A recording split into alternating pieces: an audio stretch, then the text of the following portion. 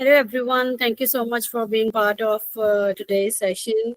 My name is Afra Arshad, and I'm the CEO and founder of Teen Therapy Wellness.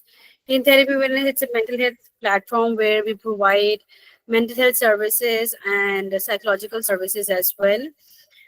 We are on 16th episode today of Opening Mind series, and I'm so thankful to each one of you that you all have been an amazing supporter, and it has been wonderful journey so far. So today we have a very special guest. Her name is Sana Amjad, and she's a clinical psychologist and a research analyst with a very strong academic background. She has been working with child development, emotional regulation, and psychological well-being. Today she will be talking about something that we all need to discuss, something that's often hidden behind the bar. So today she will be talking about the hidden burnout that is often hidden behind the perfectionism, and it's often seen in high achievers. So today we will be exploring that how perfectionism, which is commonly seen as a strength, can also lead to burnout, and what are the strategical ways to manage it effectively. So thank you once again, Sana, for being with us today, and thank you so much to every participant.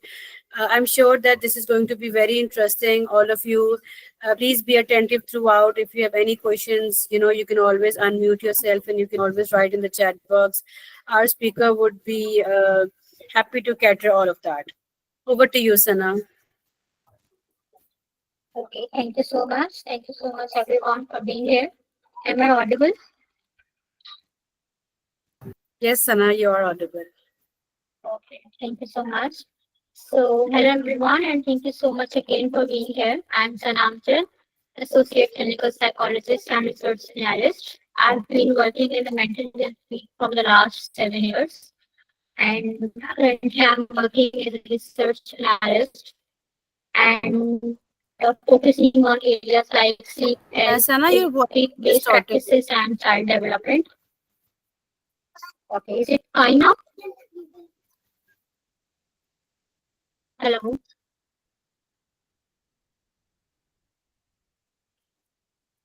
Is it okay?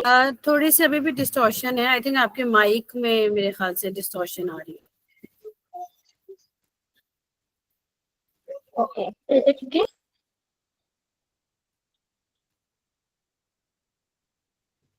No. No. Let's check this again.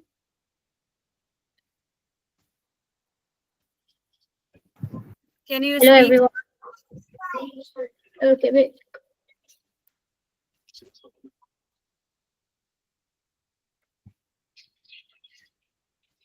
Hmm? Okay. Hello, everyone. Yes, now it's perfect.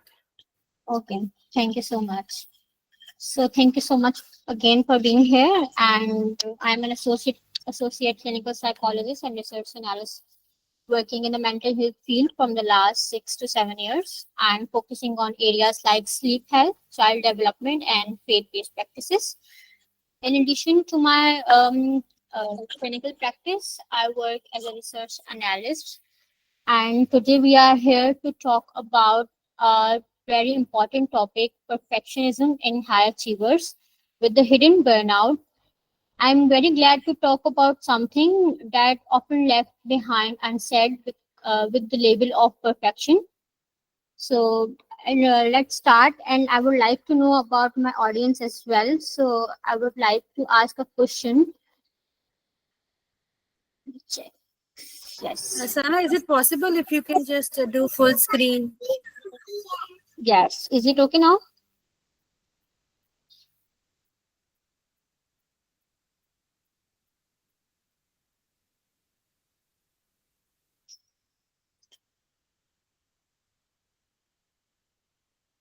Is it okay?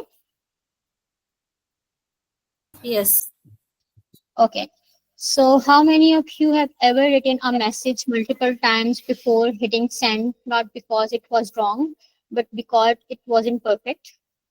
Or maybe you have achieved something remarkable, a top grade, a promotion, a gold medal, but Instead of celebrating, you thought I could have done better.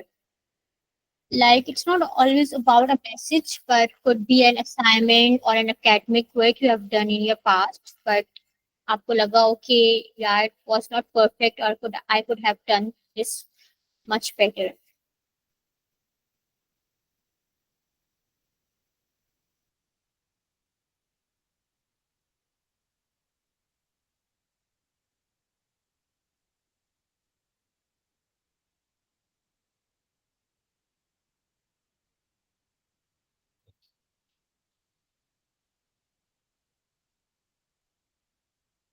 Okay.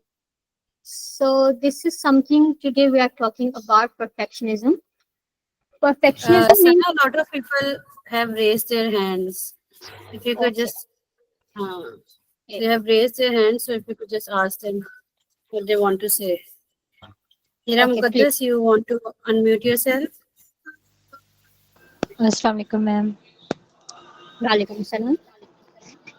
Ma'am मुझे अक्सर जब मेरे test होते थे या कोई viva होता था एग्जामिनेशन में, तो जब मैं मुझसे कोई सवाल करती थी तो मैं मतलब सही से जवाब नहीं दे पाती थी, फिर मुझे रिग्रेट होता रहा था कि सही मुझे देना चाहिए था। मुझे खुद में ये लगता था कि शायद ये प्रॉपर जवाब नहीं दिया मैंने, तो ये चीज़ होती थी मेरे साथ। ठीक है।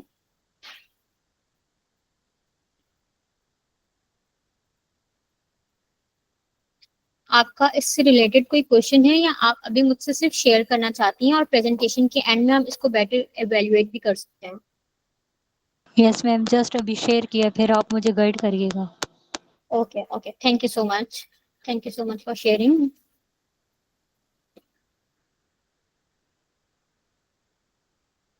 इसके अलावा कोई अपना एक्सपीरियंस शेयर करना चाहता हो हमारी फर्स्ट साइड से related?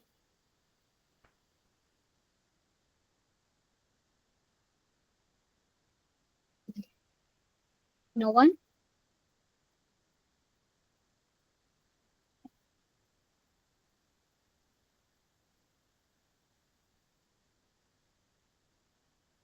Okay, so can we start again? Yes ma'am. Okay. So perfectionism means always trying to be perfect without any mistakes. People with perfectionism set very high goals for themselves and feel bad or upset if they don't meet them, even if they did very well. Like perfectionism is not always about क्या perfect होना है, but it's about कि आप अपने ही लिए एक standard या goal set कर लेते हो कि ये एक मेरा स्टैंडर्ड और गोल है और ये मुझे अचीव करना है। और जब आप वो अचीव नहीं कर पाते किसी भी रीजन की वजह से, तो उससे रिलेटेड आपको गिल्ट हो सकता है या आप अपसेट फील कर सकते हो या डिफरेंट साइकोलॉजिकल इश्यूज की तरफ भी जा सकते हो, जो हम आगे अभी डिस्कस करने वाले हैं। ओके, एक और जो मेजर एक्सपेक्ट है इस परफेक्शनिज्म का, वो सिर्फ ये नहीं है कि आपको हर चीज परफेक्ट करनी होती है, बट आप उसके बारे में बहुत ज्यादा सोचते भी हो कि अब मतलब आप अपने फुल पोटेंशियल से ज्यादा अच्छा करने की कोशिश करते हो। लाइक एवरीबडी नोज कि वो कितना कर सकता है, बट परफेक्शनिज्म में आप उससे एक लिमिट ज्यादा सेट करते हो कि मुझे ये काम करना है, और जब वो कंप्लीट नहीं हो सकता, फुलफिल नहीं हो पाएगा, तब जो है आपके पास साइकोलॉजिकल कोई इश्यूज या कंसर्न्स आ सकते हैं। Okay okay.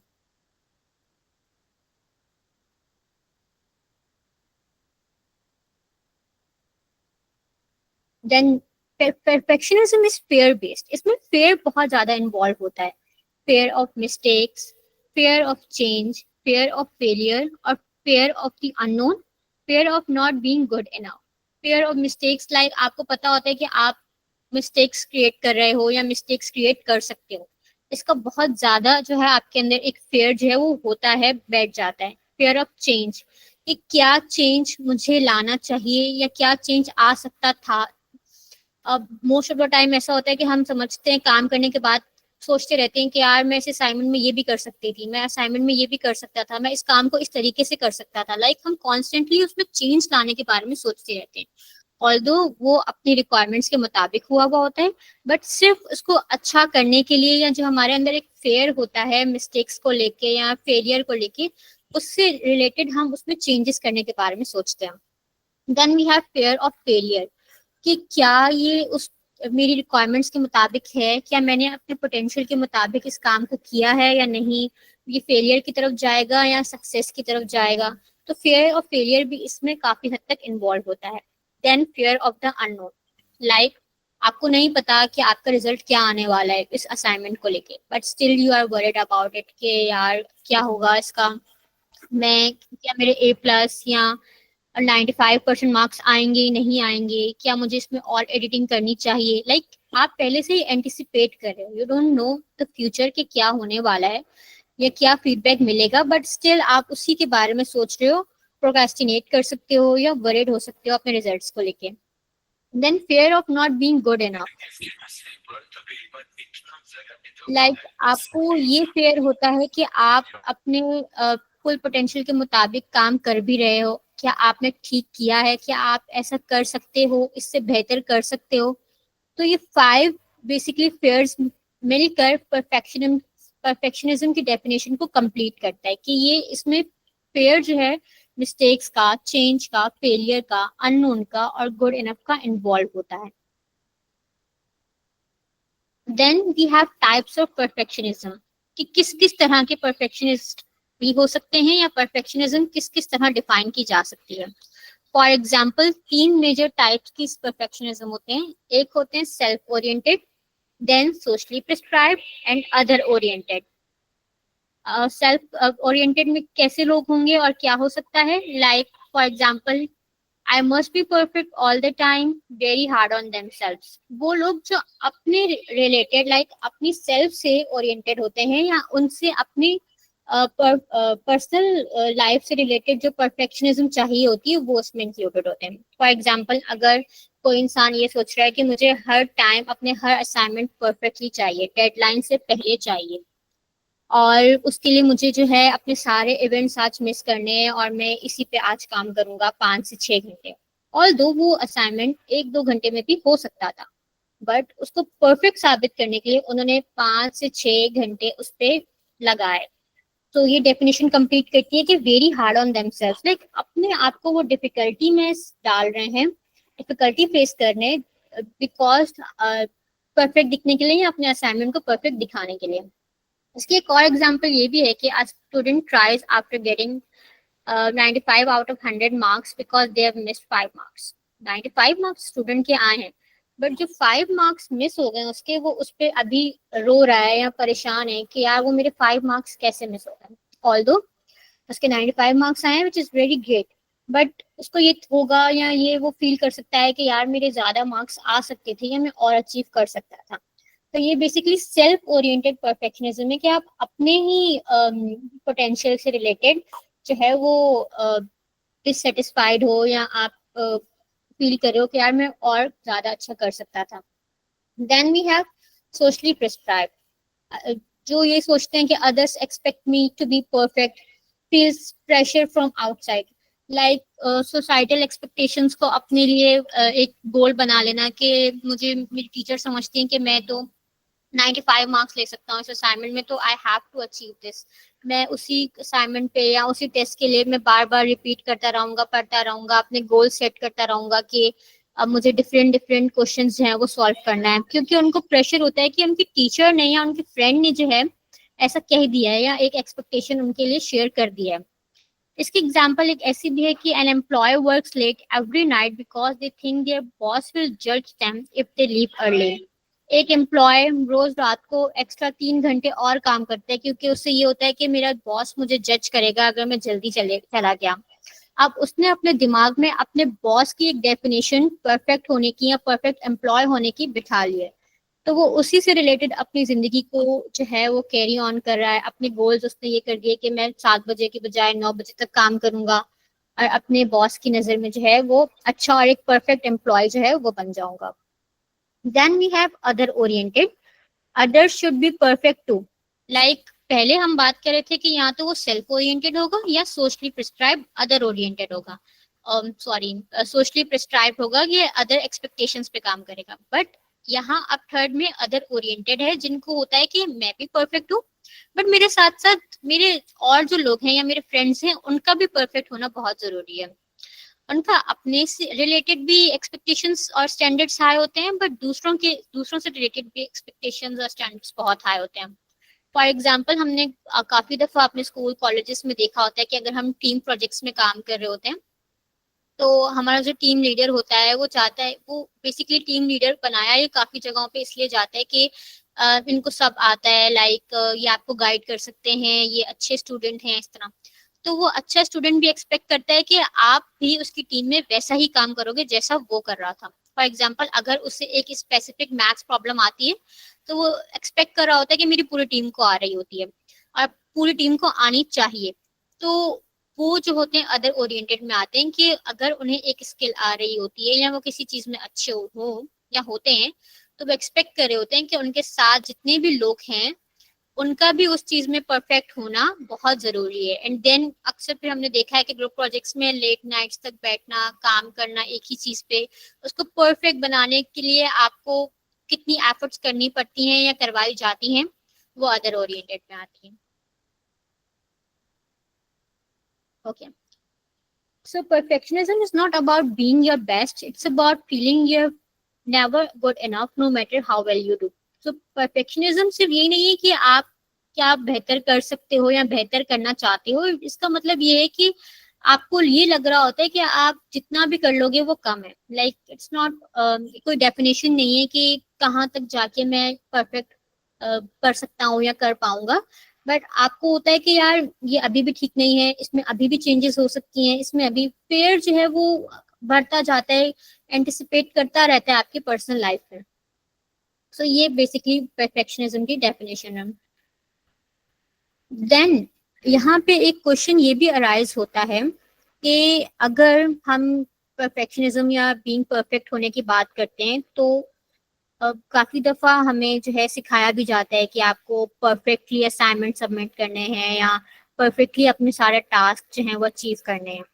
तो क्या परफेक्ट होना इज इटसेल्फ एन इशू या कोई प्रॉब्लम है इसमें, या ये अनहेल्दी है?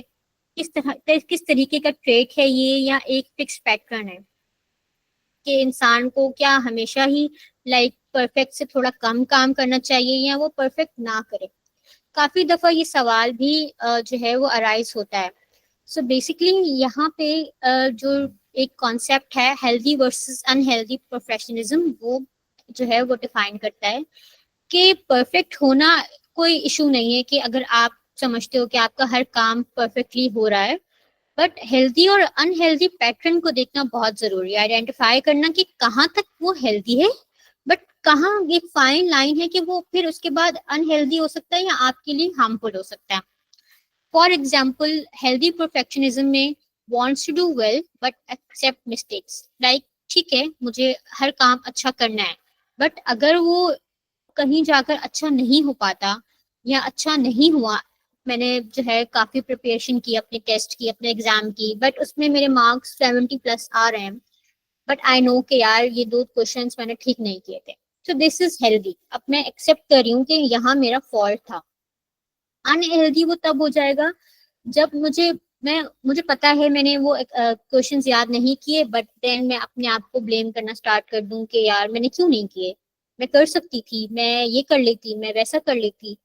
तो मैं फेयर भी मेरे साथ इन्वॉल्व हो रहा है यहाँ पे, एंड देन मैं जो हूँ वीक भी हो रही हूँ उसको लेकर के, मैंने नहीं किया, हो सकता है मैं सेल्फ ब्लेमिंग की तरफ जाऊं या और दूसरे इश्यूज या कॉजेस की तरफ जा सकती हूँ। एग्जाम्पल एक और भी है यहाँ पे, a dancer practices hard but accept small mistakes on stage. अगर उससे कोई मिस्टेक हो रही है, वो एक्सेप्ट भी कर रहा है कि yes it is my mistake, मैं परफेक्ट नहीं हूँ यहाँ पे, मेरी गलती है। बट अगर इंस्टेड में वहीं पे वो डांसर रोना शुरू कर दे या कहना स्टार्ट कर दे कि यार मुझसे बहुत गलती हो गई, मैंने ये कर दिया, मैंने वो कर दिया, तो यहाँ पे अब वो अनहेल्दी पैटर्न की तरफ जा रही है। लाइक वो अपनी गलती को, अपनी जो है उसको, मिस्टेक्स को एक्सेप्ट नहीं कर पा रही है। देन हेल्दी परफेक्शनिस्ट जो होते हैं वो फील करते हैं प्राउड आफ्टर सक्सेस, बहुत जरूरी है, but at the same time unhealthy में वो समझते हैं कि यार सक्सेस इज नेवर इनफ, नहीं मैं और ज्यादा अच्छा कर सकता था, मैं इससे बेहतर कर सकता था। देन हेल्दी परफेक्शनिज्म में motivate self with positive goals, अपने आप को मोटिवेट कर रहे होते हैं, वो पॉजिटिव सेल्फ टॉक हो रही होती है, अपने गोल्स इस तरह के अचीव करते हैं कि जो वो कर सकते हैं, अपने आप को टाइम देते हैं, रिलैक्स करते हैं after work is done. But unhealthy में motivate self with fear of being not good enough, कि नहीं मैं इससे भी बेहतर कर सकता था, या I want to improve, if I don't get first rank I am a loser, मैं एक लूजर बन जाऊंगा लोगों की नजरों में, मैं जो हूँ वही काम वो बार बार करते रहते हैं अपने आप को अच्छा करने के लिए, या अपने आप को टाइम नहीं देंगे। तो ये फाइन लाइन है कि किस तरीके से आप परफेक्शनिज्म से अनहेल्दी परफेक्शनिज्म की तरफ जा सकते हो, अगर आप इस तरह की थॉट पैटर्न, फीलिंग्स और बिहेवियर को लेके चल सकते हो तो। देन ये एक साइकिल ऑफ परफेक्शनिज्म है कि किस तरीके से परफेक्शनिज्म जो है वो रन करती है। सबसे पहले कोई भी लाइक साइकोलॉजिकल इशू हो उसकी शुरुआत थॉट से होती है। सो साइकिल ऑफ परफेक्शनिज्म की जो शुरुआत है वो भी थॉट से ही होती है कि it has to be perfect otherwise it's not enough. इसको, इस काम को जो है वो परफेक्ट होना बहुत जरूरी है, अदरवाइज ये अच्छा नहीं होगा। देन उसी से रिलेटेड इमोशंस अराइज होते हैं, could be anxiety, insecurity, self doubt. Then उसी से रिलेटेड आपको आपके बिहेवियर्स होते हैं, हो सकता है आप उसी काम को लेके 6-6, 7-7 घंटे तक बैठे रहें, उस पर वर्क करते रहें, एक्सेसिव वर्किंग होती रहे उसी पे, या बार बार आप उसको चेक करते रहें सबमिशन से पहले कि क्या ये बेहतर है, मैं क्या ये चीज ऐड कर लूं। एंड देन उस बिहेवियर से रिलेटेड आपकी बॉडी में क्या सेंसेशंस या वो आ रही होंगे सिम्टम्स, वो हो सकते हैं स्वेटिंग हो सकती है, आपको हेडेक हो सकती है, आप बहुत ज्यादा टेंशन ले रहे हैं, स्टमक में इश्यूज हो सकते हैं। तो ये साइकिल जो है वो चलती रहती है। देन अगेन आपके पास थॉट्स आएंगे अपने being perfect, being not good enough. तो this is the cycle of perfectionism. अगर किसी को यहाँ तक कोई क्वेश्चन है तो वो अभी ही पूछ सकता है।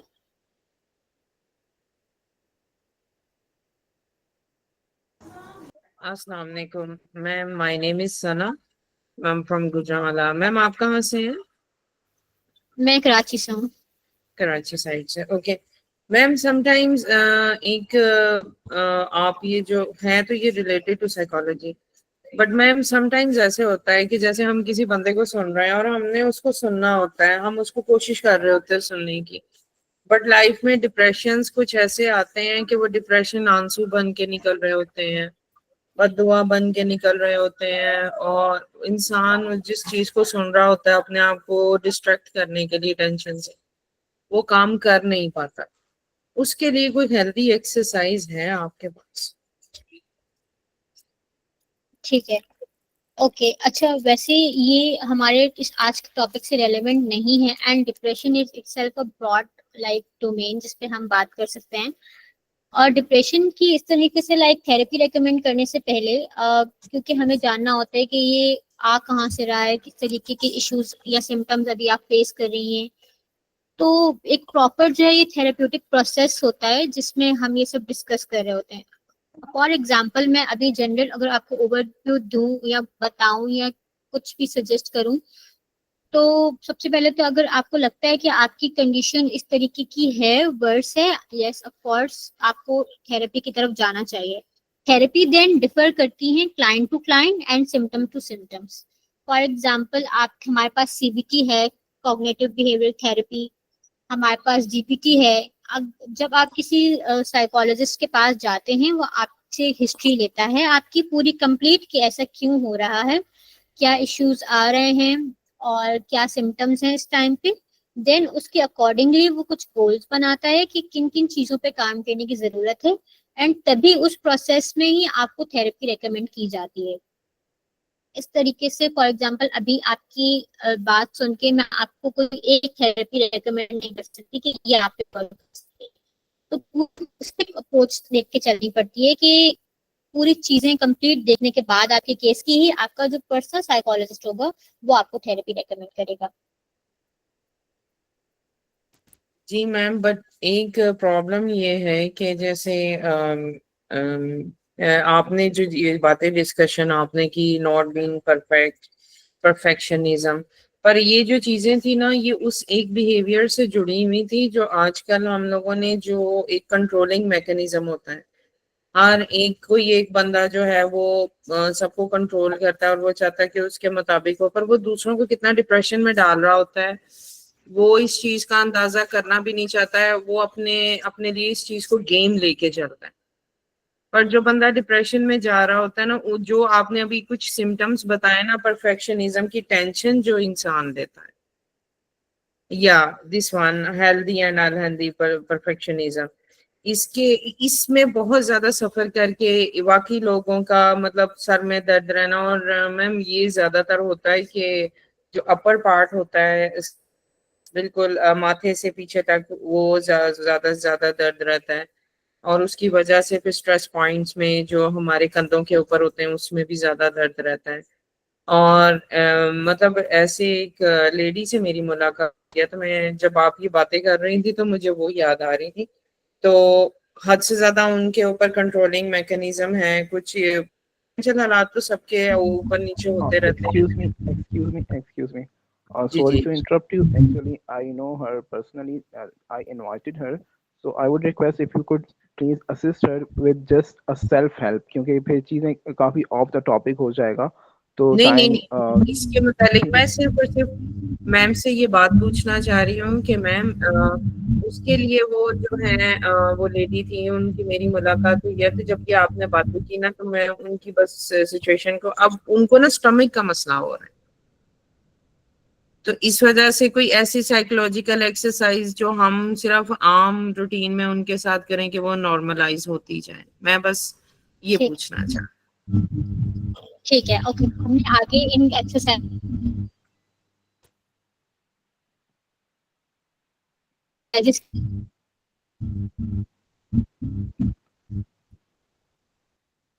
के बारे में भी बात करनी है तरीके की एक्सरसाइजेस कर सकते हैं या आप क्या रेकमेंड कर सकते हैं, क्योंकि ये बेसिकली मैं चल इस तरीके से रही हूँ परफेक्शनिज्म पे कि पहले कॉज क्या क्या कर रहे हैं, हम पहले कॉजेस के बारे में बात करें कि किस वजह से ये चीजें आती हैं। अभी हम आगे जो है डीपर लेवल पे बात करेंगे कि किस किस तरीके से लाइक स्कूल से, आपके बचपन से, चाइल्डहुड प्रॉब्लम से ये सब आ रहा होता है। देन आने के बाद क्या होता है आपके साथ, एंड देन फिर आप इसको एज एन एडल्ट कोप कैसे करते हो कि अब आपको पता चल चुका है, अगर आपको पता होगा कि ये ट्रेट्स मेरे अंदर हैं तो आप इस पे काम कैसे कर सकते हो।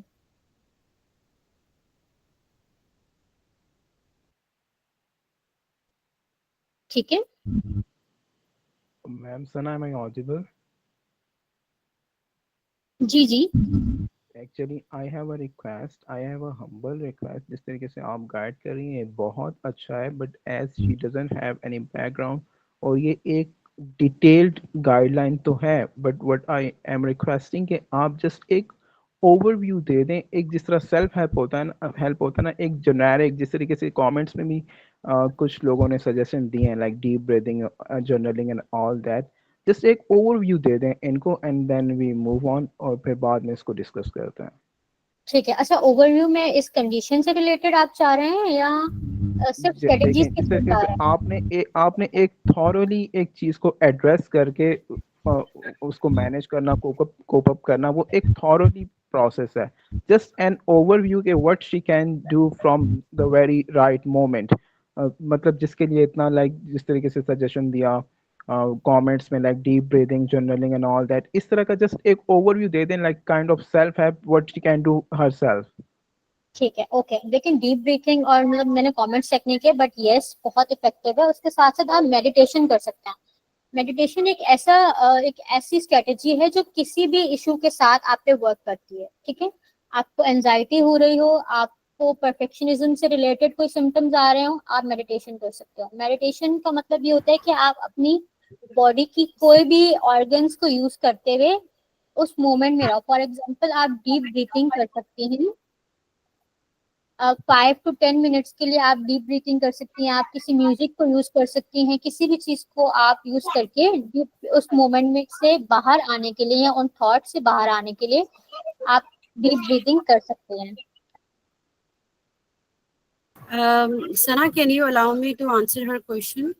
Yeah, sure. Even though what you're saying is absolutely right, but I would also like to add something that whenever we are around those people who are controlling us or who have a lot of authority over us, definitely it's very common to feel emotionally drained. We do feel कि हमें ऐसा लग रहा होता है कि mentally we are getting exhausted और हम किस तरह से इस चीज से बाहर हैं। और जब भी आपको इस सिचुएशन में एंजाइटी हो तो सबसे पहले we have to use boundary affirmations. Boundary affirmations क्या होती है? Sentences that you can tell yourself when you are at anxious state. क्योंकि जब आपको एंजाइटी हो रही होती है उस टाइम पे आपके जहन में बहुत सारे इस तरह ख्यालात आ रहे होते हैं जो आपको बेबस महसूस करवाते हैं। आपने अपने आप को कहना है कि मैं देयर कंट्रोल, वो जो मेरे ऊपर कंट्रोल करे वो मेरी जिम्मेदारी नहीं है, वो उनका अपना जाती मसला है कि they have this controlling habit. It's not my responsibility to make that person satisfied or to fulfill their controlling nature।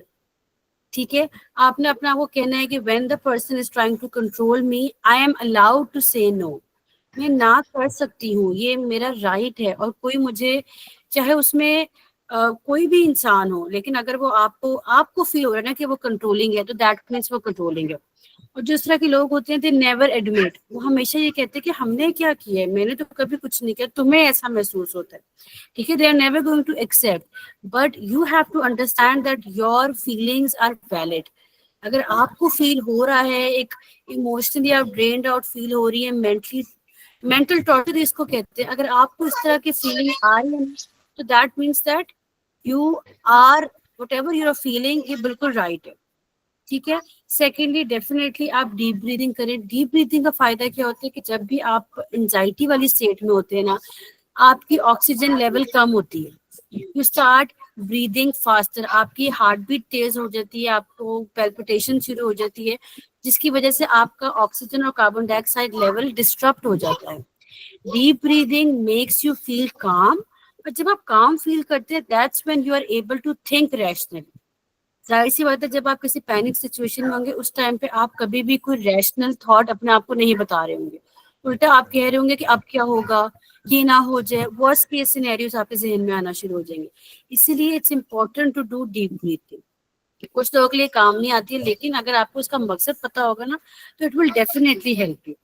आपका जो पीस है, you have to protect your peace, no one else is going to do it. ठीक है, so I hope that has answered your question and thank you so much for sharing that with us as well. And thank you Sana for your authentic feedback too. What you were saying was absolutely right, but I also felt the need कि मैं भी इसमें थोड़ा सा अपना put down करूँ।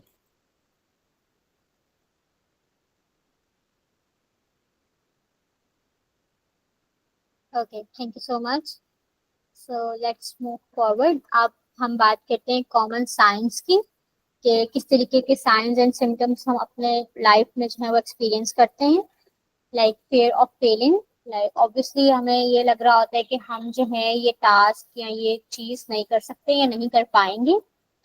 Always double checking everything, like हर चीज को डबल ट्रिपल हम चेक करते हैं कि यार is it okay, is it fine, is it like 100% accurate. तो बार बार हम उसी चीज को लेके डबल चेकिंग करते रहते हैं। Then taking too long to finish task, एक टास्क अगर 1 या 2 घंटे में हो सकता है बट हम उसको 5-6 घंटे तक डिले करते हैं ताकि हमें ये एक कांस्टेंट जो है एक वो मिल जाए, सेटिस्फेक्शन मिल जाए कि यार this is perfect, this is perfect.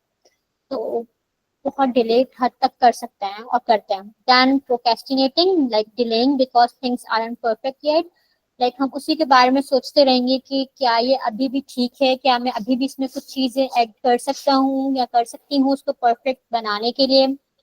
Then getting upset over small mistakes, छोटी छोटी चीजों को लेके जो है बहुत ज्यादा अपसेट होना या सोचना, या जब हमारे पास रिजल्ट्स आ रहे होते हैं, हमारे जब मार्क्स आते हैं उससे रिलेटेड जो है हमें बहुत सारी मिस्टेक्स होती हैं, मिस्टेक्स के बारे में अपसेट हो सकते हैं। Than feeling like it's never enough, हम जितना भी उस टाइम पे अचीव कर लें अपने टेस्ट को लेके या अपने असाइनमेंट को लेके, हमें लगता है कि नहीं अभी भी इसमें कुछ मिसिंग है या ये इनफ नहीं है, हम इसमें और ज्यादा जो है एफर्ट्स दे सकते हैं और ज्यादा अच्छा अचीव कर सकते हैं। तो ये कुछ कॉमन साइंस हैं परफेक्शनिज्म के, कि अगर इसमें से लाइक कोई भी 3 to 4 भी अगर हम एक्सपीरियंस कर रहे हैं तो हो सकता है ये हमें परफेक्शनिज्म की तरफ लेके जा रहा है। उसके अलावा जो है अब है कि how perfectionism develops from childhood. कोई भी इशू या जो ट्रेड्स हमारे लाइफ में आ रहे होते हैं पर्सनालिटी में, उनका कोई ना कोई रूट कॉज होता है कि वो आ कहाँ से रहे हैं। जब तक हमें ये पता नहीं होगा कि ये हमारे अंदर आए कैसे हैं या कैसे आ सकते हैं, हम उस पर ज्यादा बेहतर तरीके से वर्क नहीं कर सकते। जब हम देखते हैं आजकल के लाइक 8 क्लास के 9 क्लास के जो बच्चे होते हैं वो ज्यादा इन चीजों में इन्वॉल्व होते हैं। जो एज, ये बहुत क्रिटिकल एज होती है बेसिकली आपकी, कि आप इसमें ही अगर इस तरह की चीजें या परफेक्शनिज्म की ट्रेड्स की तरफ जाएंगे, तो ज्यादा चांसेस होते हैं कि लेटर अडल्टहुड में या अडल्ट एज में आपके अंदर ये एक कंप्लीट डिसऑर्डर बन के भी बाहर आ सकता है। तो इट्स ऑलवेज हेल्पफुल कि हम अगर इस पे चाइल्डहुड से ही ध्यान देना शुरू कर दें, as a parent, as a teacher या एज अ सोशल वर्कर, तो हम बहुत से ऐसी ट्रेड्स को चाइल्डहुड में ही कम कर सकते हैं कि वो आगे जाके कोई इशू कॉज ना करें। फॉर एग्जाम्पल ये बहुत सी दफा हम मिस कर देते हैं कि होता क्या है कि the child is praise only when they do well. हम बच्चों को सिर्फ तभी प्रेज कर रहे होते हैं, उनकी ट्रेड्स की अच्छी ट्रेड्स पे बात कर रहे होते हैं, जब वो कुछ अच्छा परफॉर्म कर रहे होते हैं या कुछ अचीव कर रहे होते हैं। तो वो इससे सीखते ही हैं कि मुझे सिर्फ उसी वक्त जो है प्रेज मिलेगा या अपनी फैमिली से, अपने टीचर से, जब मैं अच्छा परफॉर्म करूंगा।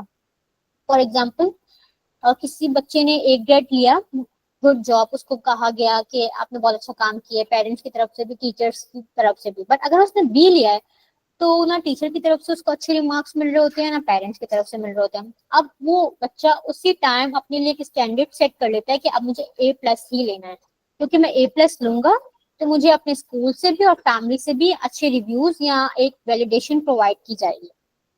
देन मिस्टेक्स आर पनिश्ड और मेड फन ऑफ। अगर मैं कोई मिस्टेक्स करूंगा तो या तो मुझे पनिश मिलेगी या मेरा मजाक उड़ाया जाएगा।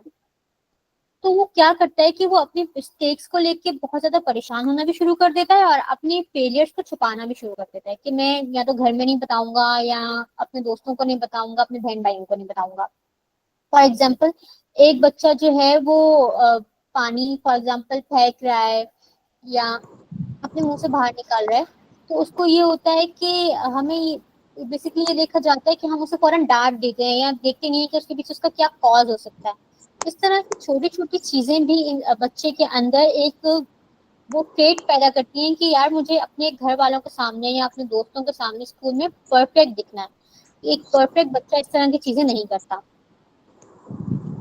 पेरेंट्स की हमेशा ही हाई एक्सपेक्टेशंस होती हैं बच्चों से रिलेटेड। वो एक एक्सपेक्टेशंस हर बच्चे से सेट कर देता है कि आपको जो है वो साइंस लेनी है, फॉर एग्जांपल आपको मेडिकल लेना है, आपको जो है 85% चाहिए अगर आपको इस कॉलेज में जाना है, आपको जो है इस टेस्ट में MD कैट में E कैट में आपको इतने मार्क्स चाहिए, आपको इस तरह की एक्सपेक्टेशंस जो है वो बच्चा उसको लेके चलता रहता है कि यार मुझे ये भी करना है, मेरे फादर ने मुझे ये कहा है, मेरी मदर की मुझे ये एक्सपेक्टेशंस है, मेरे स्कूल की तरफ से ये मुझे इतनी परसेंटेज चाहिए।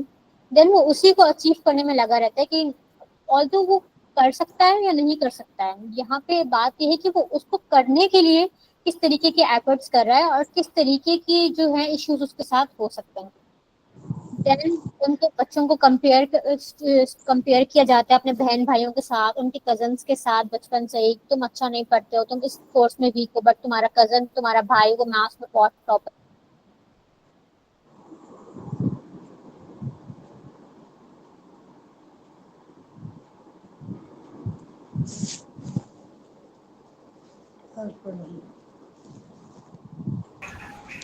ये मैम की तरफ से शायद मुझे ही प्रॉब्लम आ रही है कि आप सबको आ रही है कि मैम का स्टॉप हो गया। हाँ जी जी बिल्कुल, she is facing some connectivity issues. जी जी, आई थिंक उनकी साइड से है ना प्रॉब्लम, हमारी साइड से तो नहीं है ना। हाँ जी हाँ जी, उन्हीं की साइड से, बिल्कुल उन्हीं की साइड से।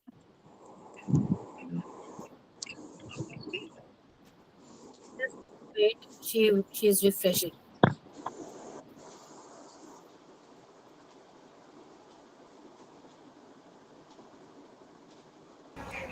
Sorry ma'am Arfa Arshad, may I talk to you जी unless she is not coming? Ma'am ये जो अभी आपने मुझे कुछ बातें बताई, ये बड़ी एक हेल्दी बातें थी जो आपने बताई हैं, and I really like that thing. और मैंने सिर्फ ये बातें इसीलिए पूछी कि मेरे साथ ना एक लेडी, मतलब she is really dear to me, really dear to me, जी और उनके साथ ऐसा ही जी। मार पड़ना हाँ बंद कैसे करते वो चल रही है नहीं okay, sorry Isa, continue please. बोल सकती हूँ मैम? जी जी प्लीज कंटिन्यू। ओके मैम, ऐसा हुआ था कि उनके साथ मैं मतलब बाजार में थी, तो उनके साथ छोटी सी प्रॉब्लम हुई थी, तो एकदम वो बहुत ज्यादा हार्ड स्वेट करके तो जमीन पे बैठ गई थी। And she start telling that Sana, you know, I am facing anxiety anxiety anxiety, and she was sweating hard. अगर मुझे लगता कि शायद ये एक चीज को जरूरत से ज्यादा फील करती है, और मुझे उसकी कुछ उस टाइम उस हालत पे गुस्सा भी आ रहा था कि why not she find out solutions in her life, but उसको इतना ज्यादा उनको उस लेडी को कंट्रोल किया गया था कि उस वक्त मैंने उसकी असल हालत जो फील की थी, मुझे कुछ नहीं समझ आ रहा था कि इसको मैं नॉर्मल बिहेवियर की तरफ कैसे लाऊं। मुझे ये लग रहा था कि इसकी एनर्जी ड्रेन आउट हुई है, तो मुझे और कुछ समझ नहीं आया था। वहां पे हम लोगों ने कोई फूडी एरिया देखकर हमने फूड कोर्ट में जाके तो उसको मैंने थोड़ा सा फ्रेश किया था कि खा पी के तुम फ्रेश हो जाओ। तो जितनी देर तक तुम नॉर्मल नहीं होती हम इधर से उठेंगे नहीं। बट वो कांपना शुरू हो जाती, छोटी से छोटी बात से कांपना शुरू हो जाती थी, तो मुझे उनकी ना कुछ बात समझ नहीं आई। फिर एक लेडी ने उनकी छोटी सी कोई वीकनेस पकड़ ली थी जो उनको कंट्रोल करती थी बहुत।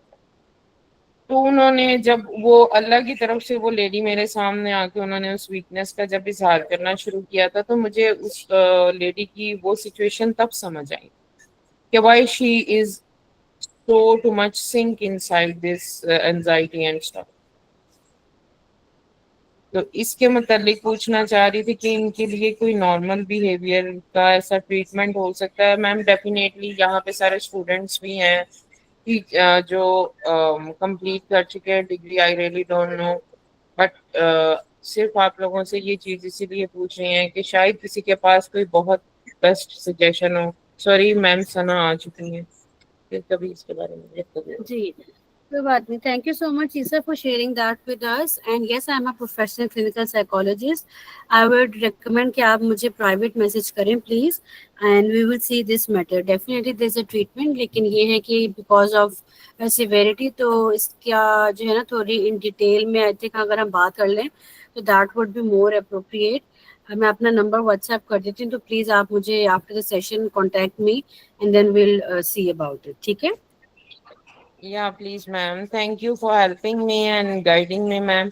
अगर ये आपकी हेल्दी रहेगी तो इंशाल्लाह आगे हो सकता है कि आपके लिए कोई हेल्दी पेशेंट्स भी ऐसे लेके आऊंगे जो आपकी प्रैक्टिस को हेल्दीएस्ट कर सके। सॉरी मैम, जी Sana thank ma'am, you so sorry. Much. Thank you so much. No problem. Sana, you can continue.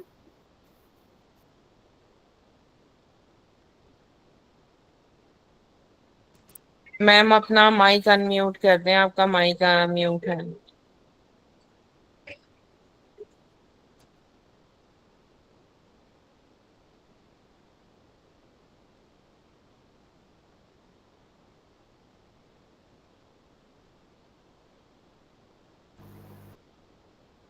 ठीक है, ओके, थैंक यू।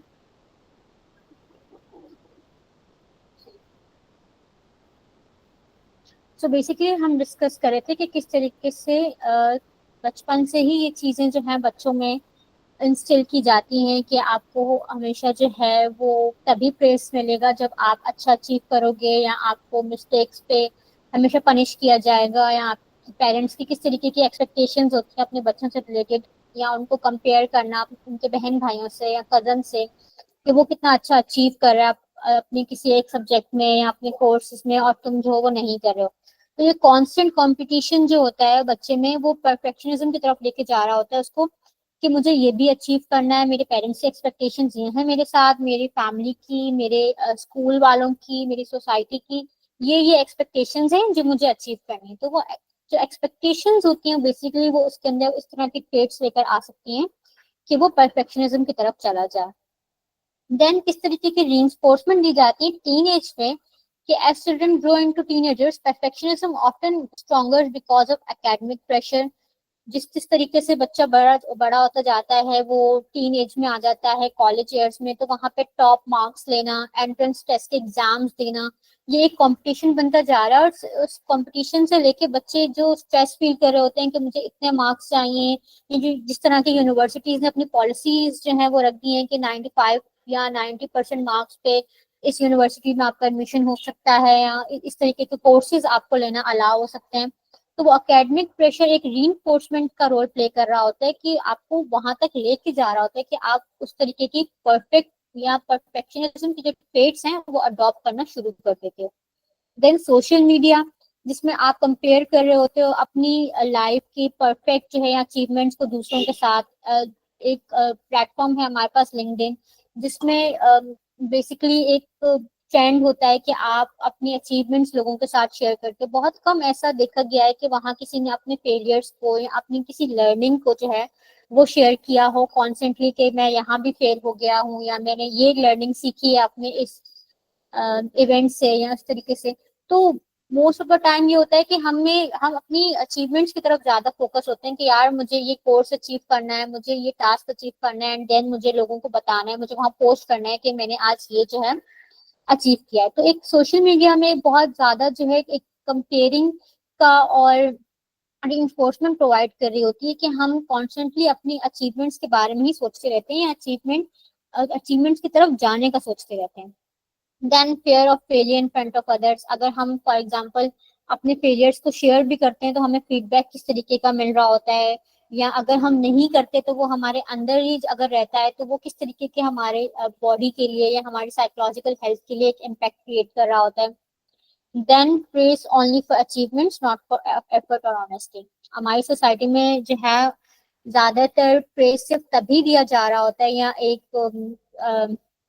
प्रेज देना या एक होता है आपको सपोर्ट प्रोवाइड सिर्फ तभी किया जा रहा होता है जब आप कुछ अचीव कर रहे हो, तो आपके एफर्ट्स को या आपकी ऑनेस्टी को अक्सर जो है इग्नोर किया जा रहा होता है। तो वहाँ यहाँ पे वो टीन एज में वो एक रीइंफोर्समेंट का रोल प्ले कर रहा होता है कि इंसान या एक स्टूडेंट बहुत हद तक अपनी जो फेलियर्स होते हैं या ऑनेस्टी होती है उसको उसको डिक्रीज कर देता है कि मैं वो नहीं बताता कि यार इसके पीछे मेरी ये एफर्ट भी थी या मैं ये इसलिए अचीव नहीं कर पाया, बट इंस्टेड उसको फिर वही चीजें वो बता रहा होता है जो उसने अचीव कर ली होती हैं या वो अचीव करने वाला होता है। तो इस तरीके की इन्फोर्समेंट उसको टीन एज में मोस्टली मिल रही होती है, जिसकी वजह से वो परफेक्शनिज्म की तरफ जा रहा होता है। देन कुछ ट्रिगर्स होते हैं इस एज में जो बच्चों को दिए जा रहे होते हैं, फॉर एग्जांपल चेंज होना स्कूल का, जॉब्स का या सिटीज का। ये इंक्रीज करता है fear of proving one self again. For example एक स्कूल में बच्चा बहुत ज्यादा अच्छा था, बट क्योंकि एक एकेडमिक शिफ्ट आया है तो हम एकेडमिक शिफ्ट को इग्नोर कर रहे होते हैं और वो बच्चा खुद भी फील कर रहा होता है कि अब मुझे इस स्कूल में भी वही ग्रेड्स लेने हैं जो मैं पिछले स्कूल में ले रहा था या पिछली जॉब में ले रहा था। देन पब्लिक फेलियर और एम्बेरसमेंट भी एक ट्रिगर हो सकता है जो उसको अवॉइड करवाता है कि वो और ज्यादा उस पर मेहनत ना कर सके या रिस्क ना ले सके। हार्श क्रिटिसिज्म हो सकता है टीचर्स की तरफ से या पेरेंट्स की तरफ से, जो उसको ये फील करवाता है कि यार मुझे अब हर हाल में जो है 100% ही लेना है और मैं तभी इसको डिस्क्लोज करूंगा अपने टीचर्स के सामने, और या मैं उनके सामने कुछ बन कर आऊंगा, या मुझे इस कोर्स में तो 100% ही चाहिए। Then constant praise for being the best, सिर्फ तभी उसको अप्रेज मिला जब वो कुछ अचीव करा था, उसने अच्छे मार्क्स लिए, देन उसने कोई अच्छा अचीवमेंट जो है उसने अचीव की तो उसको प्रेज मिला। तो अब ये प्रेशर बिल्ड कर देता है आपको कि to always meet that image कि यार अब मुझे लास्ट टाइम टीचर ने ये प्रेज किया था इस बात पे, तो अब मुझे दोबारा कुछ ऐसा ही करना होगा कि सबके सामने मुझे अपनी इमेज जो है ना वो रखनी है and I have to achieve it. तो वही कांस्टेंट प्रेशर, वही कांस्टेंट ट्रिगर जो है आपको अफेक्ट करते हैं एक परफेक्शनिस्ट बनने के लिए। Then anatomy of a perfectionist की इस तरीके की कुछ एनाटॉमी होती है कि आप किस तरीके का साउंड कर रहे होते हो, आपके अंदर किस किस तरह के ट्रेट्स आ सकते हैं। For example focusing on every little detail, आप एक ही डिटेल की तरफ ज्यादा फोकस्ड रहोगे। Never delegating due to fear of losing control, wondering what you missed or what wrong, मैंने क्या किया था जिसकी वजह से मेरे यहाँ मार्क्स कम आए या मैं ये अचीव नहीं कर सका. Triple checking, fear of failure, people pleasing, कि यार हो सकता है कि अगर मैं इस तरीके से इससे बात करूं या टीचर्स से इस तरह से बात करूं तो हो सकता है मुझे ज्यादा मार्क्स मिले या मेरी एक अच्छी इमेज हो. हाईली सेल्फ क्रिटिकल हो सकते हैं वो लोग, अपने से related obviously only focusing on the perfect outcome और हैविंग अनरियलिस्टिक एक्सपेक्टेशंस. वो अपने से रिलेटेड भी और दूसरों से रिलेटेड भी अनरियलिस्टिक एक्सपेक्टेशंस रखना शुरू कर देते हैं. फॉर एग्जाम्पल कि मुझे पता है कि मैं इतना 2 घंटे या 3 घंटे पढ़ सकती हूँ, बट मैं अपने लिए एक एक्सपेक्टेशन रखूँ कि नहीं यार मैं 6 घंटे अब पढ़ूंगी और you should try this too. अगर तुम 6 घंटे ही पढ़ोगे तो आप ये अचीव कर सकते हो. देन पेरेंटिंग एंड सोसाइटी का रोल क्या होना चाहिए इसमें? Minimizing the perfectionism life stages में. फॉर एग्जाम्पल अगर अर्ली चाइल्डहुड की हम बात करें 0 to 6 years में, तो पेरेंट्स की तरफ से ज्यादा एफर्ट्स को प्रेस किया जाए, not just achievement. Allow mistakes without Shem.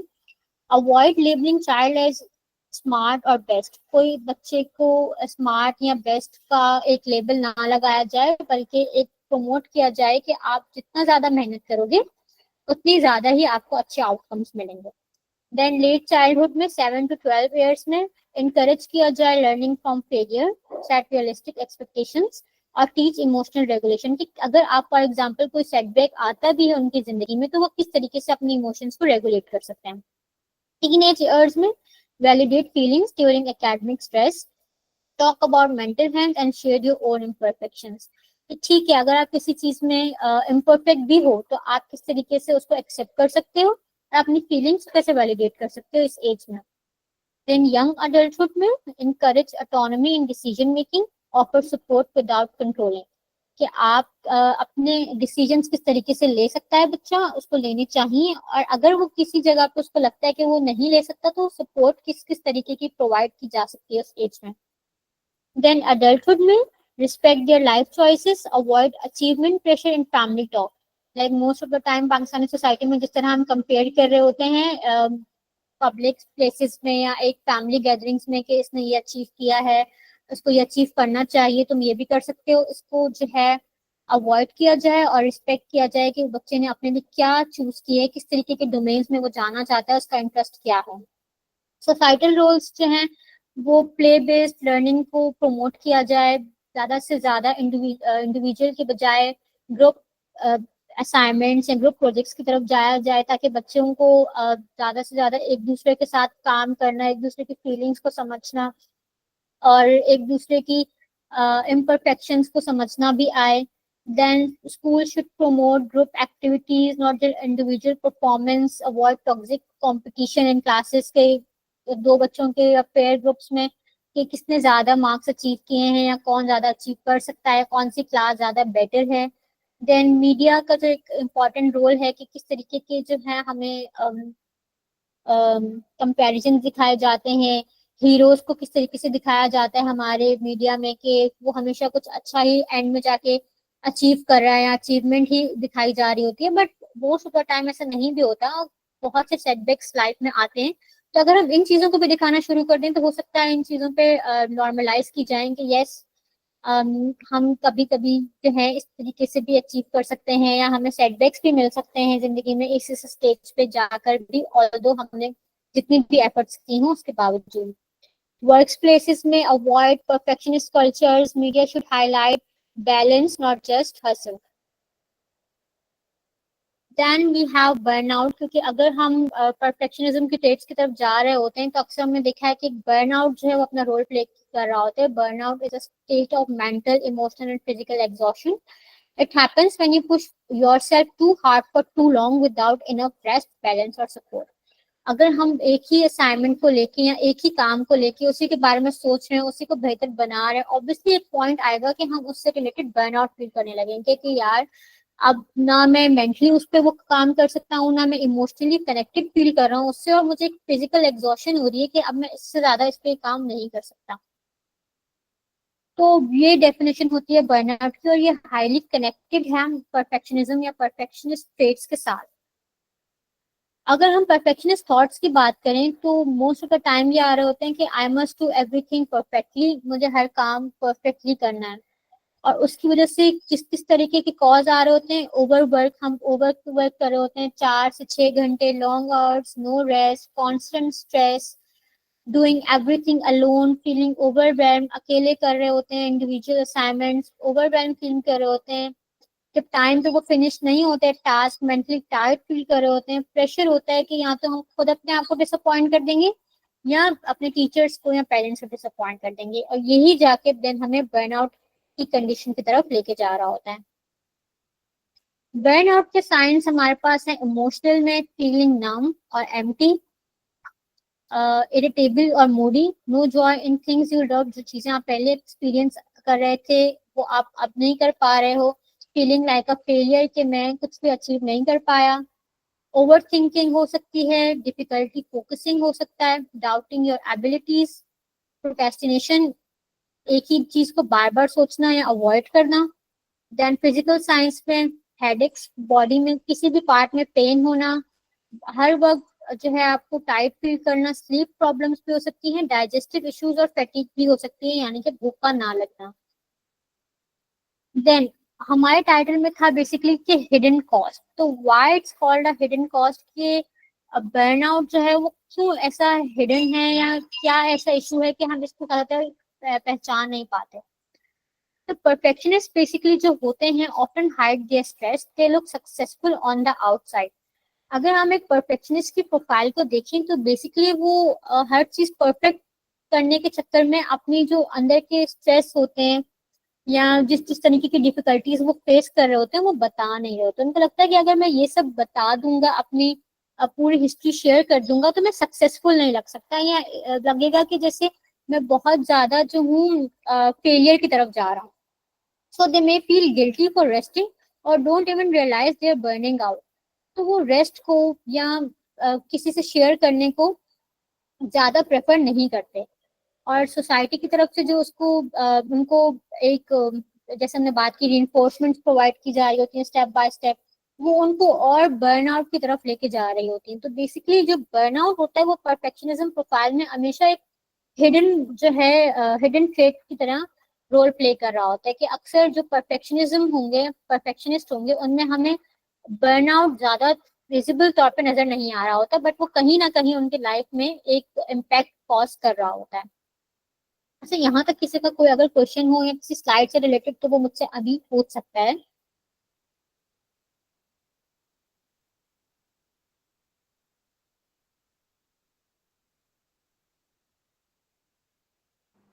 Can I ask?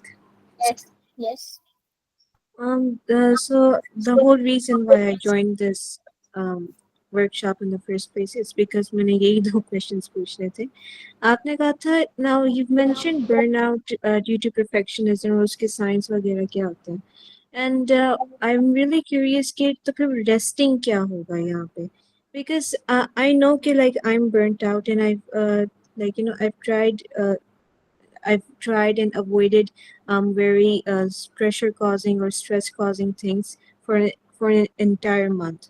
तो like फिर भी but still I'm और जब वापस मैं फिर से अपना काम शुरू किया मैंने studies वगैरह के हवाले से, but I still feel burnt out.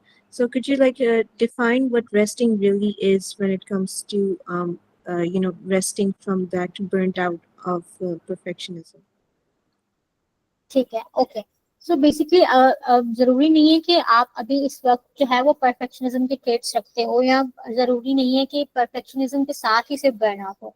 Most of the time ऐसा भी होता है कि फॉर एग्जांपल अगर एक नॉर्मल जनरली बात करें तो टफ जॉब है, टफ रूटीन है, एकेडमिक प्रेशर भी है, आपको मैनेज करना बहुत इंस्टेंसेस पे मुश्किल हो जाता है कि यार मुझे एकेडमिक प्रेशर भी हैंडल करना है, जॉब भी हैंडल करनी है, फैमिली भी है, डिफरेंट डिफरेंट रोल हम प्ले कर रहे होते हैं एक ही डे में या एक ही लाइफ में। देन जब कांस्टेंट प्रेशर हमारा बिल्ड आउट हो जाता है तो हम कुछ इस तरीके के सिम्टम्स भी फेस करना शुरू कर देते हैं। फॉर एग्जांपल हो सकता है कि पहले आप इमोशनल साइंस फेस करो, then mental signs, physical science.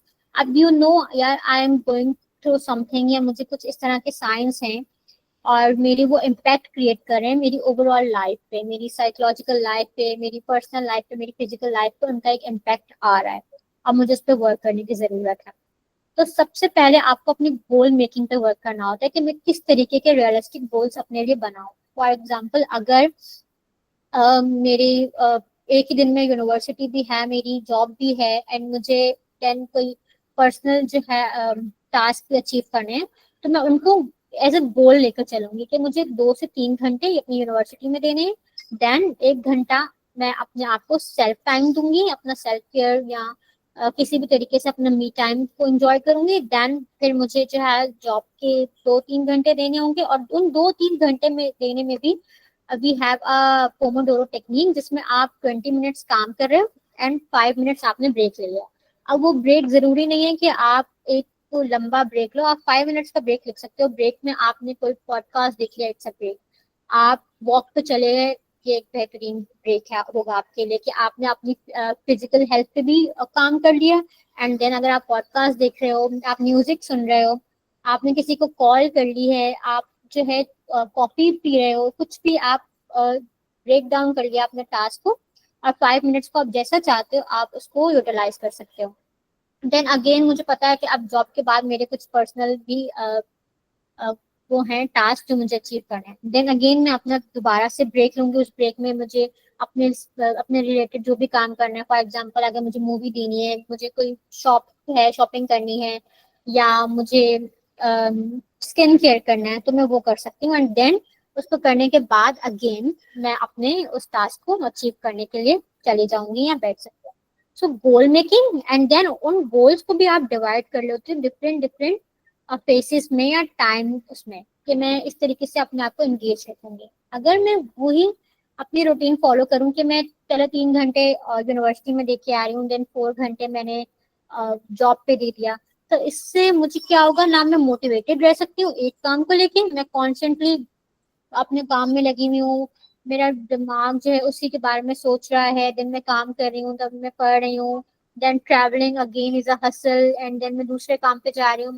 मैंने अपने आप को कोई टाइम नहीं दिया, अपने थॉट्स को मैंने प्रोसेस नहीं किया, एंड देन अगेन मैं किसी टास्क पे जो हूँ वो शिफ्ट हो गई हूँ, तो ऑब्वियसली वो बर्नआउट की तरफ आपको लीड करेगा। बट अगर आप इस तरीके के 5-5 10-10 मिनट्स के बीच में ब्रेक लेते रहोगे और अपने आप को भी टाइम देते रहोगे, तो ऑब्वियसली वो एज अ ब्रेक भी काउंट होगा, और आपकी इमोशनल, मेंटल और फिजिकल हेल्थ भी बैलेंस रहेगी। All right, thank you very much.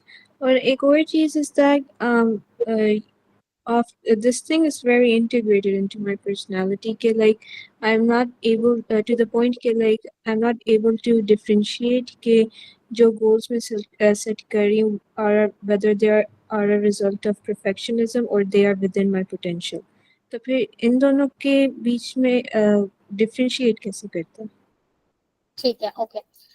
हमने बेसिकली इसको डिस्कस भी किया था कि बहुत ही एक ना लाइक फाइन लाइन होती है बिटवीन हेल्दी एंड अनहेल्दी। आपको अपना फुल पोटेंशियल हर इंसान को पता होता है और पता होना चाहिए। फॉर एग्जाम्पल अगर मैं अपनी बात करूं तो मैं एक टास्क पे 2 घंटे से ज्यादा नहीं दे सकती। उसके बाद मुझे ऐसा फील होने लग जाता है कि मुझे मेरी बॉडी मुझे फिजिकल जो है इंडिकेशन देना स्टार्ट कर देती है। मेरी जो है पैर में दर्द होना या पेट में दर्द होना, इस तरीके के सिम्टम्स भी बहुत से लोगों में आ रहे होते हैं। कुछ के सर में दर्द, आंखों में आगे अंधेरा आ जाना, इस तरह के फिजिकल सिम्टम्स। इमोशनली में कि आपको समझ नहीं आ रहा कि यार अब मैं 2 घंटे से इसी पे कर रही हूँ, बट मुझे ये क्लियर नहीं हो रहा अभी तक कि मैं कर क्या रही हूँ, या क्या मैंने ठीक किया या नहीं, I should take a break. आपकी बॉडी आपको खुद साइंस देती है कि अब आपको ब्रेक लेने की बहुत जरूरत है। परफेक्शनिज्म के ट्रेड्स होना और परफेक्शनिज्म का फिक्स पैटर्न होना, इसमें भी बहुत डिफरेंस है। मैम अगर परफेक्शनिज्म के पैटर्न्स हों तो फिर कैसे डील करें खुद को अगर हम फेलियर फेस कर रहे हो और इस तरह? ठीक है, अगर परफेक्शनिज्म आपको कंफर्म है कि यार ये फिक्स पैटर्न है, मेरे साथ हमेशा ये चीजें ही होती हैं, लाइक मेरा जब भी कोई भी टेस्ट होता है और अगर मेरे हाईएस्ट मार्क्स भी होते हैं फिर भी मैं उसके बारे में सोचती हूँ, तो ना इट्स अ फिक्स पैटर्न। अब ये फिक्स पैटर्न बन चुका है, मुझे पता है कि अब मैं इसके बारे में एंजाइटी या डिप्रेशन या सैड फील करूंगी। वहां पे देन हमारी कुछ जो स्ट्रेटजीज हैं जो लाइक वो डिफरेंट होंगी। बट अगर आपके ट्रेड्स हैं तो आप ट्रेड्स को डे टू डे लाइफ में भी बैलेंस कर सकते हो। फॉर एग्जांपल आपने ब्रेक्स ले ली, आपने अपने थॉट पैटर्न पे काम करना शुरू कर दिया, आपने दूसरी चीजों पे जो है ज्यादा फोकस अपना शुरू कर दिया, अपने गोल्स आप जस्ट फॉर एग्जांपल मैं बात कर रही थी कि हर इंसान को अपना एक फुल पोटेंशियल पता होता है, आपको पता है कि आप कितना टाइम कहाँ पर दे सकते हो और देना चाहिए।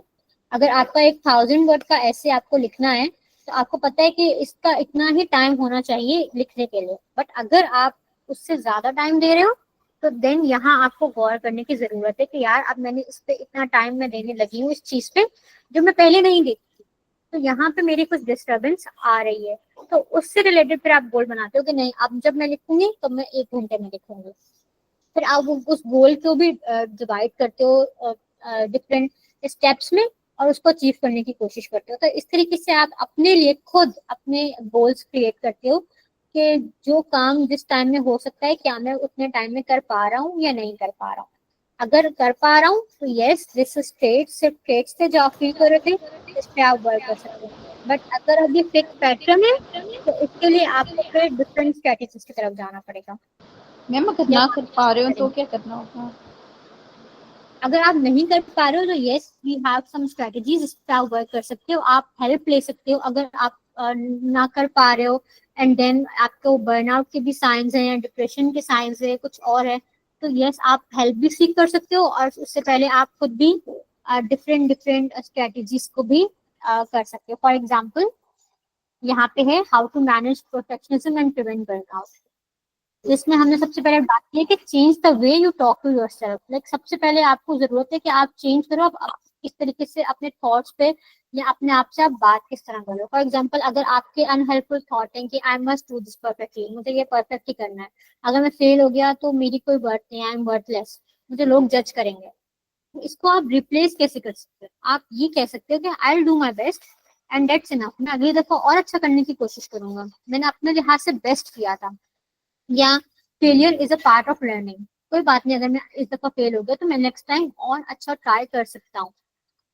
तो most people are focused on themselves not me. अगर सोसाइटी की तरफ से आपको लग रहा है कि अदर्स विल जज मी तो आप ये कह सकते हो कि most people are focused on themselves. अपने ऊपर जो है मुझे फोकस रखने की जरूरत है, मुझे ये सोचने की जरूरत नहीं है कि लोगों की मुझसे क्या एक्सपेक्टेशंस है, मेरी ये एक्सपेक्टेशन थी और मैंने उसको अचीव किया।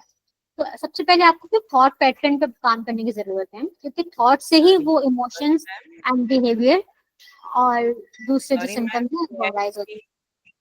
सॉरी जी मैम, जो अभी आप बात कर रही हैं ये बच्चों के मुतालिक कर रही हैं, बट मैम मैंने आपसे एक चीज पूछनी है।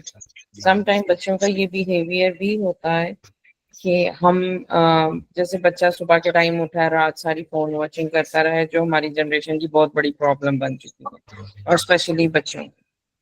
और फिर वो सुबह उठता है और वो एक्सपेक्ट कर रहा होता है कि माँ खाना देगी, सब कुछ देगी। मैं सब कुछ करके ना मैंने मुंह के आगे फोन रखना है और मुझसे वो कुछ भी एक्सपेक्ट करे और मैं अपने तरीके से एक डोमिनेटिंग, और स्पेशली उस टाइम जब बच्चा जो है वो प्यूबर्टी में एंटर हो जाता है तो वो बड़ी फुलिश प्रैक्टिसेस भी अपनी कर रहा होता है कि I don't need to be perfect really, what I'm doing is the bestest of all rather than its failure। उसको पता भी होता है कि फ्यूचर उसका अच्छा नहीं होगा इस, बट वो उसको एक चीज की आदत पड़ चुकी होती है पर वो अपने परसेंटेज कहीं पे भी अच्छी नहीं दे पा रहा होता बच्चा, और वो कोशिश भी नहीं कर रहा होता।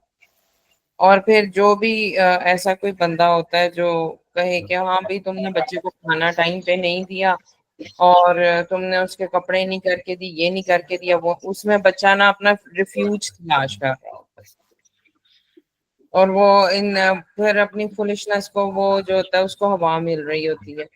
मैं इसके ऊपर थोड़ा सा बता दें कि हम उस दौरान अपने बच्चे को कैसे कंट्रोल कर सकें। एक कंट्रोलर का तो शायद हम मुकाबला ना कर पाए, बट हम अपने बच्चे को कैसे कंट्रोल करके चलें कि जैसे सांप भी मर जाए और लाठी भी ना टूटे।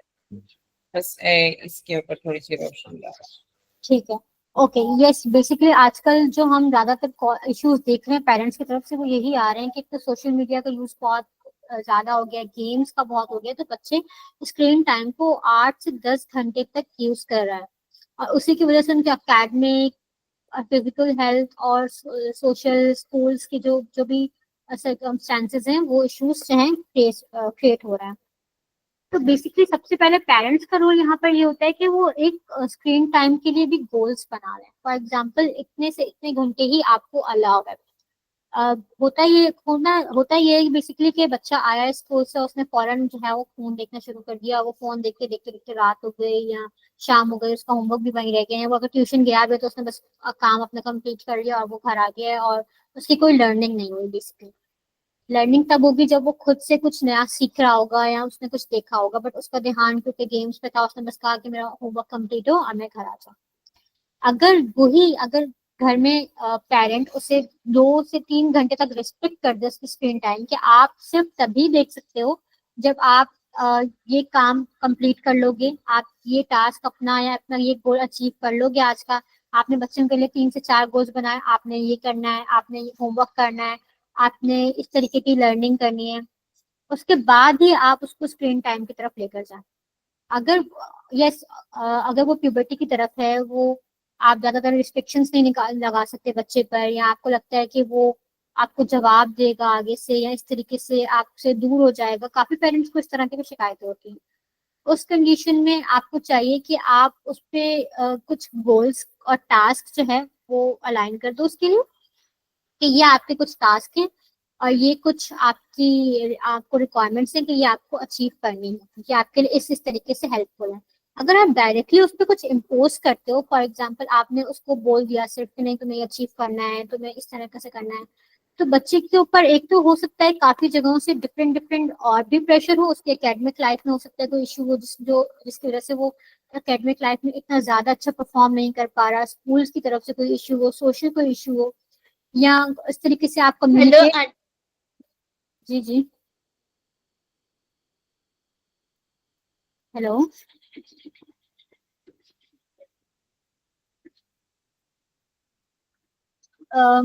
तो हो सकता है कि काफी डिफरेंट डिफरेंट फेजेस में भी उसके वो इश्यूज हो जो आप नहीं देख पा रहे हो बेहतर तरीके से एज अ पेरेंट, कि आपकी इतनी अच्छी कम्युनिकेशन उससे नहीं है।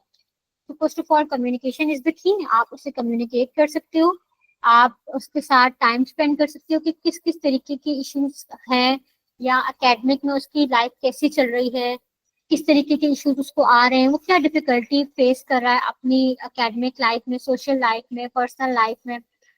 अगर वो आपको नहीं बताता एंड देन स्टिल आपको लगता है कि वो कहीं ना कहीं लैग कर रहा है, आप उसके लिए टास्क क्रिएट कर सकते हो, आप उसको सोशल सपोर्ट जो है वो प्रोवाइड करवा कर सकते हो, आप उसको थेरेपी की तरफ लेके जा सकते हो इन एक्सट्रीम केसेस। अगर आपको उसकी मतलब डिफरेंट डोमेन्स में उसकी कोई अचीवमेंट या कोई भी फंक्शनिंग नजर नहीं आ रही, तो उस केसेस में बट कम्युनिकेशन और टास्क बिल्डिंग अगर हम लाइक चाइल्डहुड से ही करवा दें, अर्ली चाइल्डहुड से ही, तो इसके रिसर्च बेस पे बहुत से बेनिफिट्स हैं। कि देखा गया है कि जो बच्चे जो हैं वो अर्ली चाइल्डहुड से ही गोल्स बनाते हुए अपने एकेडमिक चलते हैं, या उनके पेरेंट्स उन पे कम्युनिकेशन ड्यूल कम्युनिकेशन रखते हैं, वो आगे जाके इनको 97% जो है उनको फॉलो करते हैं। सो ये बेस्ट तरीके हैं जो आप अभी से फॉलो कर सकते हैं।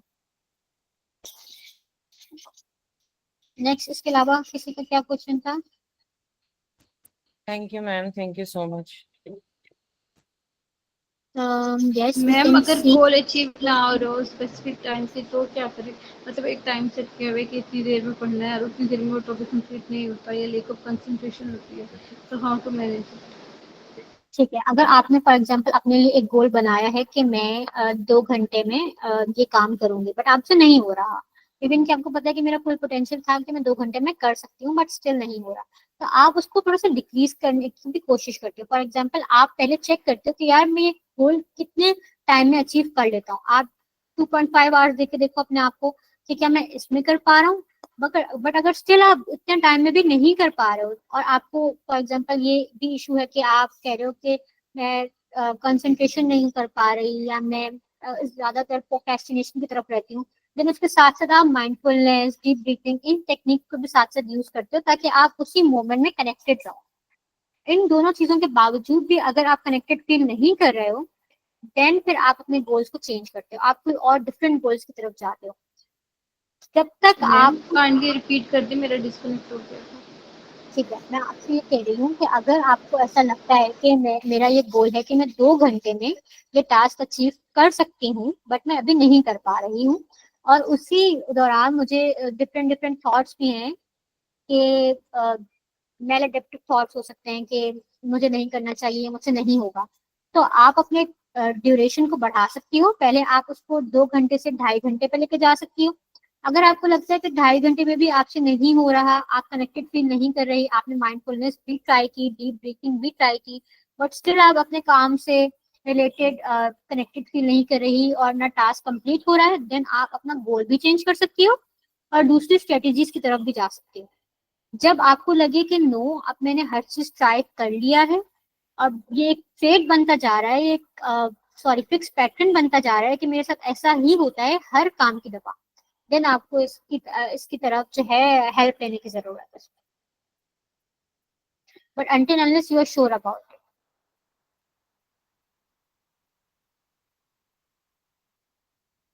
इसके अलावा कोई? जी, इसके अलावा मेरा एक क्वेश्चन है। जी। अच्छा मैम, मैंने ये पूछना है कि जैसे कि हमने ओसीडी वगैरह में भी देखा है कि there is science of perfectionism, कुछ लोग ओसीडी में भी शो करते हैं। और जैसे कि यहाँ आपने बताया था कि how perfectionism develops from childhood, उसमें एक पॉइंट था कि हाँ, जैसे कि आपने कहा कि डेवलप होता है ये बचपन से भी, कि परफेक्शनिज्म डेवलप होता है चाइल्डहुड से भी। सो देयर में भी साइंस ऑफ ओसीपीडी के हो सकता है, personality disorder, how can we differentiate between them? Okay, basically research में ये भी है कि जो लोग बचपन से ही इन ट्रेड्स या फिक्स पैटर्न की तरफ होते हैं, परफेक्शनिज्म के, उनके चांसेस होते हैं कि वो ओसीडी की तरफ जाएं। But OCD is a disorder, obsessive compulsive disorder. उसमें आपको कंपल्जन्स हो रही होती हैं, ठीक है, आपको एक ही काम डिफरेंट डिफरेंट मतलब बार बार करने की कंपल्जन्स होती हैं कि मैं वो काम कंप्लीट करूं, और सेटिस्फाइड नहीं होते। परफेक्शनिज्म की जहां तक हम बात करें, ये जो है एक फिक्स पैटर्न लेके चल रहा होता है। लाइक ऐसा नहीं है कि ये आज ही आपको बस एक असाइनमेंट से रिलेटेड लगा एंड आपने कहा कि मेरे अंदर परफेक्शनिज्म के ट्रेट्स आ रहे हैं या मैं परफेक्शनिस्ट हूँ। आपका ये चाइल्डहुड से बनता हुआ आ रहा है, आपको प्रेस नहीं मिला, आपको डिफरेंट डिफरेंट ट्रिगर्स मिले, आपको रिइंफोर्समेंट मिलती रही जब जब आपने कुछ अचीव किया, और आपकी एक ये फिक्स पैटर्न बनता गया। अब आपको किसी भी काम करने से पहले एक एंजाइटी होती है, आपको होता है नहीं यार मैं थोड़ा और करूँ, बट आपने वो काम कर लिया। फॉर एग्जाम्पल आपको फील हुआ कि ये असाइनमेंट में मुझे और अच्छी सी एडिटिंग करनी चाहिए, उसको डेकोरेट करना चाहिए, बट डेडलाइन के टाइम आपने इसको सबमिट भी कर लिया, आपने एग्जाम भी दिया। ओसीडी कम्प्लीटली डिफरेंट है, वहां पे आपको एक ही काम, फॉर एग्जाम्पल जब हम एग्जाम्पल ले रहे होते हैं हाथ धोने की, आप उसको अपने हाथ बार बार धो रहे होते हो, आपको होता है कि यार मैंने धोए, ओके अब मैं दोबारा धोता हूँ। तो वो कंपल्जन्स की बेसिस पे होता है, वो किसी ट्रिगर की वजह से भी हो सकता है। बहुत सी दफा हमने ये देखा है जब पेशेंट्स हमारे पास आ रहे होते हैं, तो वो एक कोई भी माइनर से ट्रिगर या मेजर ट्रिगर हो सकता है डेली लाइफ का, जिसने ओसीडी कॉज किया, जबकि परफेक्शनिज्म का एक कंप्लीट बैकग्राउंड होता है आपका चाइल्डहुड से एडल्टहुड तक, कि किन किन चीजों की वजह से परफेक्शनिज्म आया है। तो दोनों में बहुत ज्यादा डिफरेंस है, बट यस परफेक्शनिज्म की वजह से भी आप ओसीडी की तरफ जा सकते हो।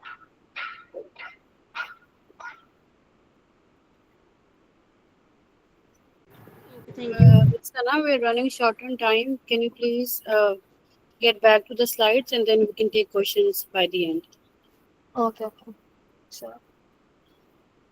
So next we have is set realistic standards. Like ask yourself, is this goal too high to reach without burning out? अपने जो आप realistic standard set कर लेते हो, for example अभी हमने बात की कि आपको लगता है कि मैं 1 घंटे में कर सकता हूँ, मैं 2 घंटे में कर सकता हूँ, तो आपने अपने लिए वही स्टैंडर्ड क्रिएट किया। अगर इन केस आपसे वो नहीं होता, यस आप उसमें माइनर सी आगे पीछे कर सकते हो, बट रियलिस्टिक स्टैंडर्ड्स आपके अपने लिए होने चाहिए, अपने आप को जानते हो। Then take breaks without guilt. Like rest is not a reward, it's a need. Burnout often comes from working non-stop and feeling guilty for relaxing. Like हम perfectionism के जब traits हो रहे होते हैं, तो हमें ये लग रहा होता है कि यार मैं रेस्ट कैसे ले सकता हूँ, अभी तो मेरा काम परफेक्ट ही नहीं हुआ, अभी तो मुझे इस पर और काम करने की जरूरत है। तो हमें ऐसा लगता है कि जैसे एज अ अचीवमेंट ही हमें ब्रेक मिलेगा, या कुछ अचीव कर लेंगे उसके बाद हम डिजर्व करते हैं कि हमें ब्रेक मिले, बट रेस्ट करो। 5 मिनट आपका ब्रेक लेना ये आपकी बॉडी की भी नीड है और आपकी साइकोलॉजिकल नीड भी है। So take breaks without guilt, then ask for help or support. You don't have to do it all alone. Talk to a mentor, friend, or therapist. Share your struggles with someone you trust. Get feedback not just on how to improve but how to let go. For example, अगर आपको लगता है कि आप इन चीज़ों पे achieve नहीं कर पा रहे हो या आपको हेल्प की ज़रूरत है, आप अपने फ्रेंड से, मेंटर से और थेरेपिस्ट से भी हेल्प ले सकते हो। अपनी स्ट्रगल्स किसी के साथ शेयर कर सकते हो, जैसे कि आप ओपिनियन दे सकते हो लिंक्डइन पे या किसी सोशल ग्रुप्स आजकल जो बन रहे हैं उस पर आप अपनी एंजाइटी से रिलेटेड या जो आपको डिफिकल्टीज हो रही है उससे रिलेटेड आप क्वेश्चन आंसर्स कर सकते हो और फीडबैक ले सकते हो कि आप किस तरीके से इम्प्रूव कर सकते हो और आपको क्या चीज़ करने की ज़रूरत है और क्या चीज़ जो है वो आपको मिनिमाइज करने की ज़रूरत है। Then celebrate progress, not just results. Instead of waiting for 100% success to feel proud, celebrate the small steps. Like जरूरी नहीं है कि आपके 95 मार्क्स जब रिजल्ट्स के आ जाएंगे आप तभी उसको सेलिब्रेट करोगे, आपको तभी प्रेस मिलेगा, बट आपने जो अचीवमेंट या जो एफर्ट्स आपने किए हैं यहाँ तक आने के लिए आप उसको भी साथ साथ सेलिब्रेट अगर करते रहोगे तो ज़्यादा हद तक आप मोटिवेटेड रहोगे अपने टास्क से रिलेटेड भी और अपने आप से रिलेटेड भी।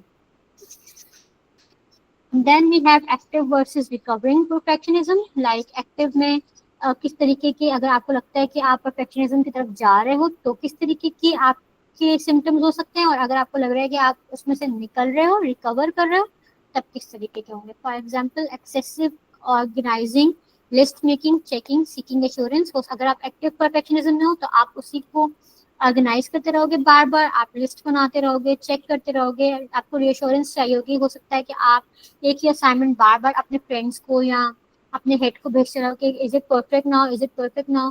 तो इज इट समथिंग कि आप अभी उसमें एक्टिवली जो है परफेक्शनिज्म में इन्वॉल्व हो। रूल्स आप क्रिएट कर लोगे अपने लिए, लाइक आई मस्ट और आई शुड, मुझे ये करना ही करना है, मुझे ये करना ही चाहिए।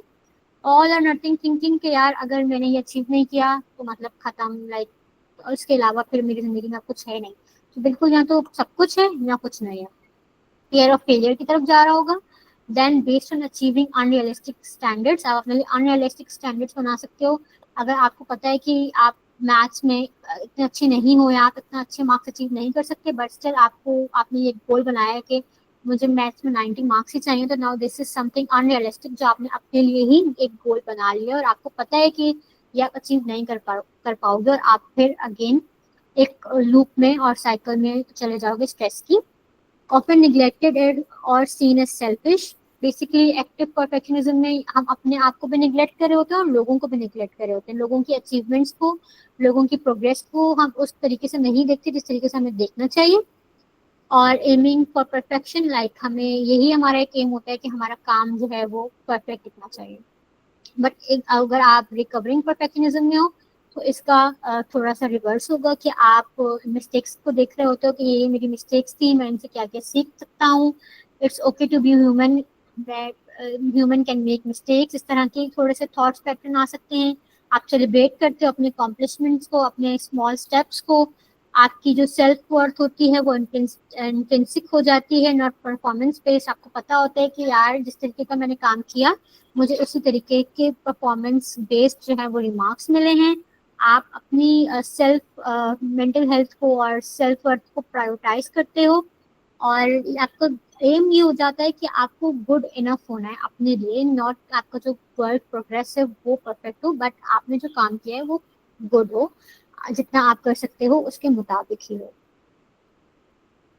Then perfectionist are addicted to compliments, basically उनके अंदर एक क्रेविंग होती है कि उनको अकॉम्प्लिशमेंट्स मिली जाए या दी जाए, क्योंकि चाइल्डहुड से एडल्टहुड तक उनको सिर्फ उसी टाइम कॉम्प्लीमेंट्स दी गई होती हैं जब उन्होंने कुछ अचीव किया हो। तो ये चीज़ उनके अंदर कहीं ना कहीं जो है वो फिक्सेटेड हो जाती है और वो सिर्फ कॉम्प्लीमेंट्स के लिए ही अपने आप की अपनी ज़िंदगी या अपने गोल जो हैं वो सेट कर लेते हैं। So this is the, I guess, the main differentiation between perfectionist traits and the pattern we were talking about. Then we have a case study, जिसके रिस्पॉन्सेस मैं आप लोगों की तरफ से चाहूंगी कि आप लोग मुझे दें। मैं केस आपको बता देती हूँ. सारा is a 21-year-old university student, always wanted to be the perfect student. She believed every assignment must be flawless. A single mistake could lead to a failure. Getting less than 90% means she is not good enough. So she overstudied, stayed up late, avoided submitted work, ignored rest, skipped meals, and turned down social plans to stay on track. तो इस तरीके के जो traits हैं वो उसके अंदर आने लगे. तो अब what would you recommend? इस तरीके की चीजें आप उसको रेकमेंड करेंगे कि वो अपनी जिंदगी में लाए, या डू यू थिंक कि इसमें कहीं ना कहीं बर्नआउट का रोल है, या ये परफेक्शनिस्ट की ट्रेट है, या फिक्स पैटर्न है? What would you guys recommend? Then हम उस पर आगे भी बात करेंगे. अगर कोई अपना माइक अनम्यूट करके भी बताना चाहता है तो वो बता सकता है.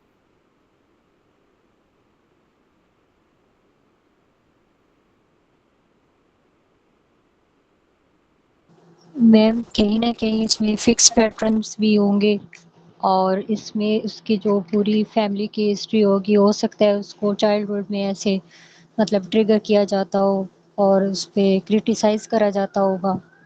तो ये भी एक ट्रेट आ सकती है उसकी, मतलब जेनेटिक्स में बर्नआउट हो सकता है, और फिक्स पैटर्न भी हो सकते हैं, और परफेक्ट भी दिखना है क्योंकि उसको क्रिटिसाइज किया गया है, तो इस वजह से. ठीक है, अब आपको रेकमेंड क्या करोगी?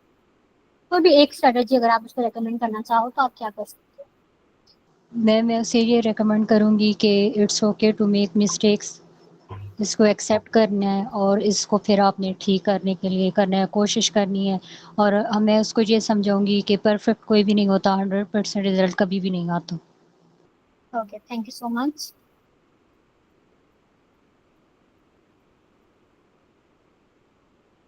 Mohammad Hamza Ali bag.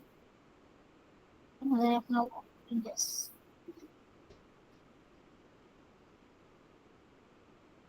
Clearly, Actually, I don't want to ask something, rather, I would like to add something. So, this is why I've been waiting patiently. Yeah, sure, you can. Okay, thank you. Let us take a scenario. We all are students and we are enrolled in a semester. तो होता क्या है, आपको पता है कि आपके पास limited time है, आपके पास लिमिटेड एनर्जी है, और आपको डिफरेंट चीज़ों पे फोकस करना है. तो आपको प्रायोरिटाइज करना है. अच्छा, ये चीज़ है, ये मेरे लिए इतनी डिफिकल्ट नहीं है. ये चीज़ है, ये मेरे लिए डिफिकल्ट है, तो मुझे इस पे फोकस करना है. और एट द एंड आपने देखना है कि यार मैं मैक्सिमम क्या कर लूँगा. मैक्सिमम मैं सिर्फ A+ ले सकता हूँ. तो आपने एक बेंचमार्क सेट कर दिया. फिर आपने कहा कि यार देखो, अभी मैं सारे कोर्सेज में तो A+ लेना मेरे लिए डिफिकल्ट हो जाएगा.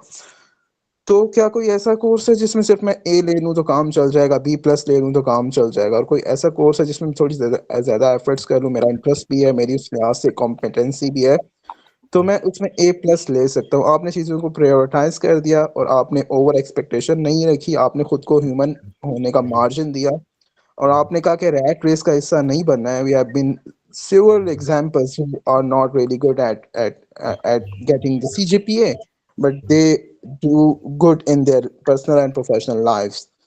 तो आपने ओवर एस्टिमेट भी नहीं किया, अंडर एस्टिमेट भी नहीं किया, ना आपने ओवर एक्सपेक्ट किया अपने से, ना अंडर एक्सपेक्ट किया, but being realistic, being rational and being a good strategic planner, आपने चीज़ों को मैनेज किया.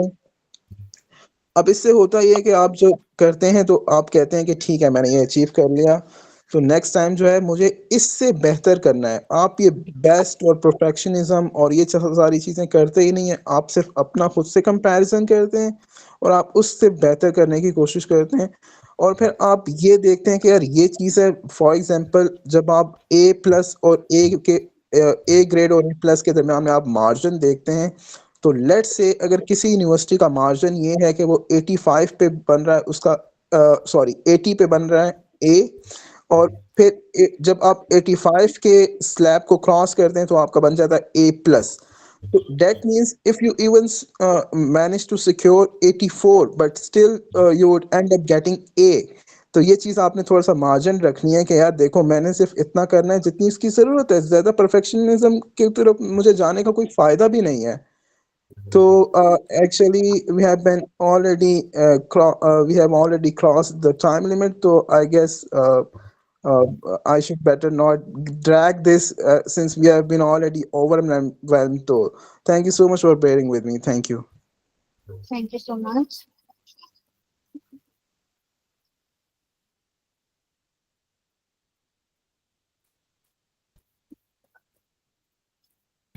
All right, then thank you so much. I think Sana, we are going to end it up. ठीक है, ये आपकी last थी ना केस स्टडी एंड और टाइम जी भी काफी हो गया है. So thank you so much, Sana, for such an informative topic that you have talked about today. I think काफी चीजें आपने बड़े like you explained things so well कि I think काफी लोगों को समझ आई होगी. So if any one of you have any more questions, कोई feedback देना है तो I'm going to turn on the WhatsApp group chat so you can have that. And thank you so much, Sana, for your time. Thank you for your effort and for your insightful knowledge that you have shared with us. It was a wonderful session, and I hope to have more collaborations with you in the future. And for the participants, thank you so much for being part of today's journey. We have our next session on Monday. So till then, stay tuned to us, and Allah Hafiz. Thank you so much. Allah Hafiz. Thank you so much, everyone. Allah Hafiz.